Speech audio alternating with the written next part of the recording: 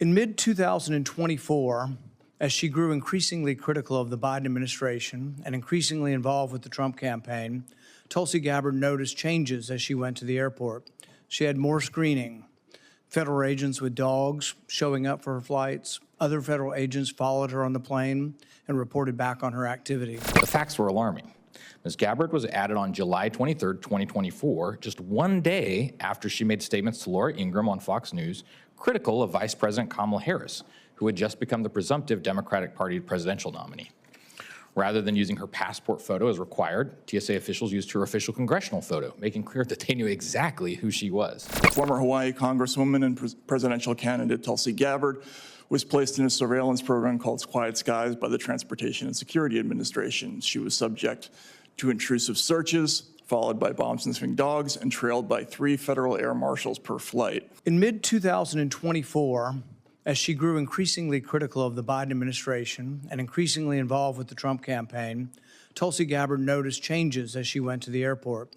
She had more screening, federal agents with dogs showing up for her flights. Other federal agents followed her on the plane and reported back on her activity. When I learned of this, I launched an investigation into the TSA's Quiet Skies program and the Biden administration's weaponization of watch lists against everyday Americans. Under public scrutiny, the Biden administration removed now Director of National Intelligence Gabbard from the program, but they spent the remainder of their time in office stonewalling any investigation. Thankfully, that era is over. President Trump himself, a victim of government weaponization, set out to reverse the previous administration's targeting of the very citizens it is sworn to protect. Secretary of Homeland Security Kristi Noem has taken decisive action to eliminate bureaucratic obstacles resisting transparency. We are finally getting answers. And now we know exactly why the previous administration fought so hard to keep us in the dark. Director Gabbard was surveilled on at least 5 domestic flights by federal air marshals under Quiet Skies. Internal records for her targeting show her congressional portrait and that she was a former Congresswoman from Hawaii. So there was no doubt they knew who they were monitoring. Multiple concerns were raised internally, and one air marshal asked a colleague, "Why the heck is she a Quiet Skies suspect?" If this can happen to a combat veteran, a lieutenant colonel in the Army Reserve, and now Director of National Intelligence, it can happen to anyone. And it did. Today, for the first time, you will hear directly from a federal air marshal whose wife was labeled a domestic terrorist simply for engaging in protected First Amendment activity. Records show the FBI labeled her as a domestic terrorist for unlawful entry into the Capitol on January 6. But she didn't enter the Capitol. She came for a public support of the president, and they knew it.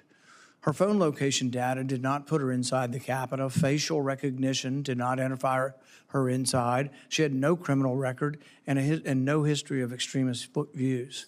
What they did know is that this Catholic school teacher from Texas supported President Trump and went to Washington to attend his rally at the Erupts. That was not enough for the government.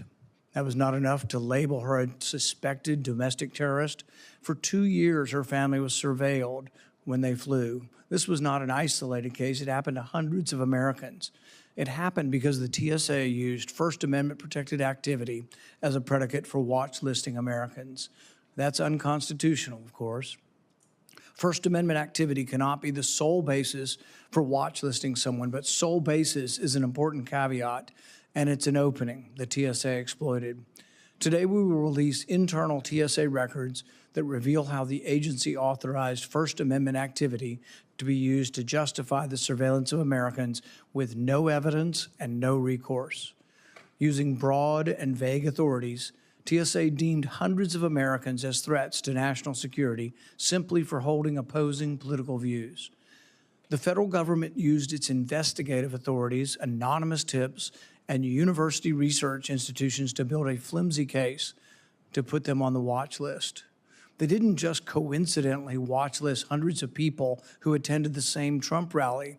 They did it intentionally and obscured the process to create plausible deniability. For example, documents obtained in my investigation reveal that TSA relied on data collected by the George Washington University Project on Extremism. Consider this. First, DHS funds the Project on Extremism, an external partner not bound by the same laws and regulations as federal agencies. Then, the Project on Extremism identifies supposed domestic threats by meticulously tracking January 6 defendants. DHS then uses the Project on Extremism reporting as evidence, sometimes the only evidence for putting someone on a watch list. But the abuses weren't limited to January 6th. The TSA also viewed skeptics of COVID mandates as threats. Simply removing a mask on an aircraft got 12 Americans watch listed. Records also show 3 current members of Congress, all Republicans, were included in the companion Silent Partner program, either as a sitting member or while seeking elected office. A cursory review would have revealed them to be either a member of Congress or decorated active or former U.S. military members. In fact, they were surveilled likely for activities that were official duties during their time in the military or in Congress. All of this was wrong, and I'm glad that these abuses are beginning to be exposed. I commend Secretary Noem for ending Quiet Skies, but our work is not done. We must make sure that this program does not come back under another name. Every official who directed or approved surveillance of Americans for protected speech must be removed from office. Full transparency must become the rule, rather than requiring a year of investigation. The result will be a process that respects the Constitution, ends real-life shadow bans against Americans, and gives all of us the assurance that our government is focused on protecting us, not on chasing political ghosts. We're honored to represent several air marshals, including Senior Air Marshal Mark Crowder, here today. Mr. Crowder first came to power in 2022 through the Air Marshal National Council's indomitable executive director, Sonia Labasco, seated behind me. He raised concerns that his wife had been targeted for exercising her First Amendment rights alone. And if they truly considered her some sort of threat, why wasn't he walled off from seeing this information as he assigned missions of air marshals around the country? Despite his disclosures to the Office of Special Counsel, my former agency, and later to the DHS Inspector General, no meaningful investigation ever took place. That failure of oversight is exactly what allows abuses to fester. Ms. Labasco contacted us at Empower Oversight again in the beginning of August 2024, when air marshals wanted to blow the whistle on another disturbing case, the political targeting of Tulsi Gabbard through TSA's Quiet Skies program. The facts were alarming. Ms. Gabbard was added on July 23, 2024, just one day after she made statements to Laura Ingraham on Fox News critical of Vice President Kamala Harris, who had just become the presumptive Democratic Party presidential nominee. Rather than using her passport photo as required, TSA officials used her official congressional photo, making clear that they knew exactly who she was. These initial whistleblower disclosures were reported by Wendy Strauch-Mahoney on Uncover DC and digitally on The Brianna Morello Show. Despite Empower's experience with the DHS IG failing to investigate the Crowder situation, we asked them to investigate here, and we also submitted disclosures to Congress. Members of this committee and others pressed DHS for answers, and your persistence, Chairman Paul, helped ensure Secretary Noem became aware of the Quiet Skies program and ended it. Ending Quiet Skies was a very important step, and well overdue. But that alone doesn't prevent what happened to the Crowders. They were not a part of the Quiet Skies program. And a program like Quiet Skies could always be revived if we fail to learn the lessons.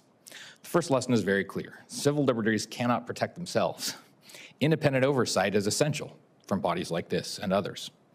Whenever government cites national security to conceal its actions, the risk of abuse rises, and only oversight can shine the light needed to stop it. In this case, much more light is needed as it relates to Tulsi Gabbard.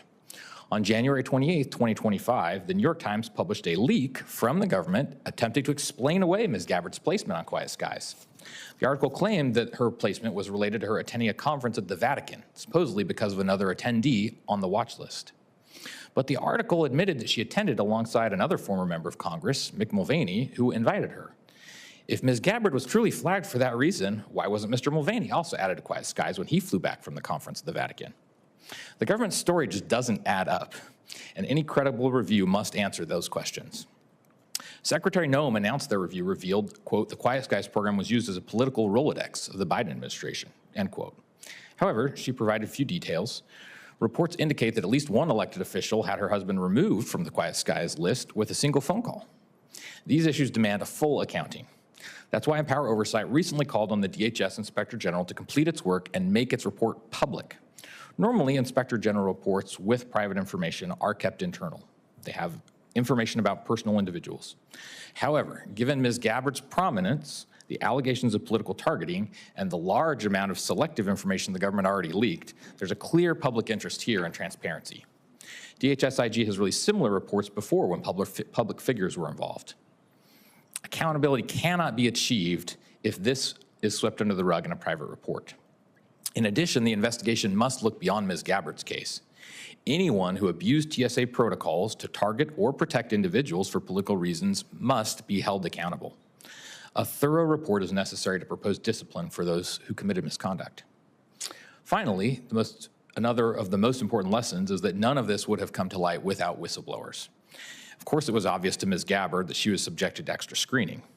But what she didn't know and would never have known was that she was formally targeted through quiet skies. Only courageous insiders willing to speak up made that possible. After their disclosures, and when we brought these things to the attention of the IG, TSA opened a leak investigation. Of course, this was troubling. The legal question of whether whistleblowers may disclose so-called sensitive security information to the media was resolved over a decade ago in the case of Air Marshal Robert McLean. When his case came to the Supreme Court in 2013, I organized for Senator Grassley a bicameral, bipartisan amicus brief arguing TSA's regulations couldn't trump the statutory guarantees of the Whistleblower Protection Act. A Supreme Court majority agreed with us, but TSA still sought to investigate our clients' disclosures as though they were unlawful leaks. That kind of retaliation chills whistleblowers across the government. TSA backed down when Empower exposed their investigation, but those kinds of risks remain. Protecting whistleblowers isn't optional. They are the first line of defense against waste, fraud, abuse, and overreach. If they are silenced, American people lose one of the only tools that can help bring abuses of power into the light. Here, former Hawaii Congresswoman and presidential candidate Tulsi Gabbard was placed in a surveillance program called Quiet Skies by the Transportation and Security Administration. She was subject to intrusive searches, followed by bomb-sniffing dogs, and trailed by 3 federal air marshals per flight. To cover the story, I contacted the TSA. They no-commented the main question about the truth of the story, but added, as if in mitigation, quote, simply matching to a risk-based rule does not constitute derogatory information about an individual. That's bureaucratese for, we can't say if Mrs. Gabbard was in the program, but if she was, don't draw any conclusions because we do this even to innocent people. Before Quiet Skies was discontinued by this administration, it was a symbol of the steep decline of federal enforcement since 9/11. The government spent $200 million a year following up to 50 people a day for a program that in its history never once led to an arrest or thwarted a single terrorist act. Despite its demonstrated inutility and grave civil liberties concerns, it was refunded year after year because this is what our government does now. It gathers information on its own citizens as an end in itself. In a week in which the question of whether federal security officials always tell the truth to Congress is back in the news, it's worth noting that it's now been 13 years since then National Intelligence Director James Clapper answered no, sir, and not winningly, when Senator Ron Wyden of Oregon asked, does the NSA collect any type of data at all on millions or hundreds of millions of Americans? Clapper later explained that he'd responded in the, quote, least most untruthful manner. That episode solidified a principle that holds in America today. If you lie about mass surveillance programs, even under oath, you not only get to keep your job, you get to be hired as a professional truth teller after retirement as a national security analyst for CNN. If you try to tell the truth, on the other hand, about the same issues, your options are prison or leaving the country forever. In those 13 years, Americans have become numb to surveillance. It was once a core principle that government couldn't or shouldn't spy on its citizens without predication. Now, much of the country accepts as inevitable the idea that every move we make is being recorded and analyzed.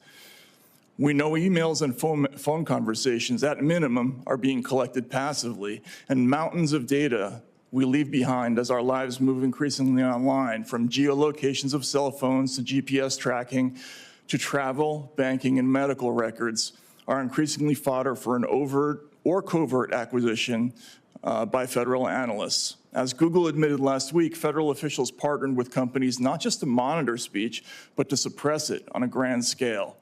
Quiet Skies was the paradigmatic example of a program that could take endless liberties with the Constitution because it was secret. When you gather information with no intention of ever going to court, as the TSA did with Quiet Skies, you never have to justify yourself to a judge. This leads to a lot of what one court recently called the exact sort of general exploratory rummaging that the Fourth Amendment was designed to prevent.